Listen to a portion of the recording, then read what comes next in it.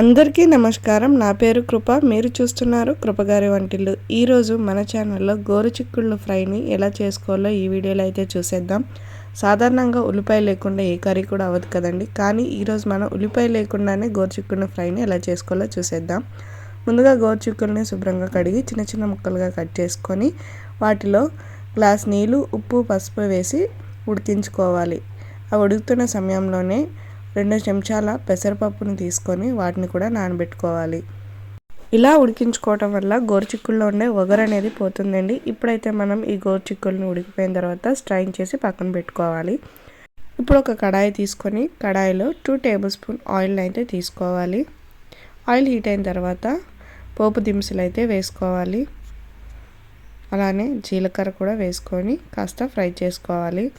ఇది కాస్త వేగిన తర్వాత ఎండుమిర్చి, కరివేపాకును కూడా వేసుకోవాలండి.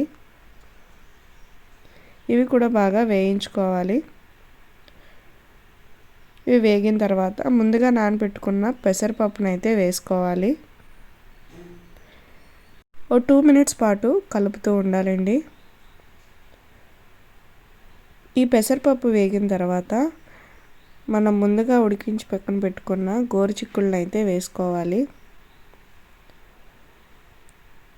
వేసుకున్న తర్వాత పచ్చివాసన పోయేంత వరకు ఆయిల్లో బాగా మగ్గించుకోవాలండి.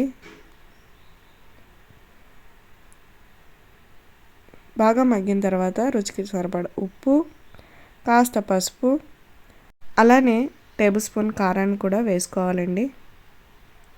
ఉప్పు ముందుగా వేసుకున్నాం కాబట్టి చూసి వేసుకోండి. అలాగే చివరగా ధనియాల పౌడర్ని కూడా వేసుకోవాలి. వీటన్నిటిని ఇప్పుడు బాగా కలుపుకొని ఒక 5 మినిట్స్ పాటు కుక్ చేసుకుంటే ఎంతో టేస్టీగా ఉండే పెసరపప్పు గోరుచిక్కుళ్ళ ఫ్రై అయితే రెడీ అయిపోతుందండి. ఇది పప్పు చారులో కానీ నంచుకొని తింటే లేదా ఉట్టి చారులో రసంలో కూడా నంచుకొని తిన్నా టేస్ట్ అయితే చాలా బాగుంటుంది. For more videos please do like, share and subscribe to కృపగారి వంటిల్లు. Thank you.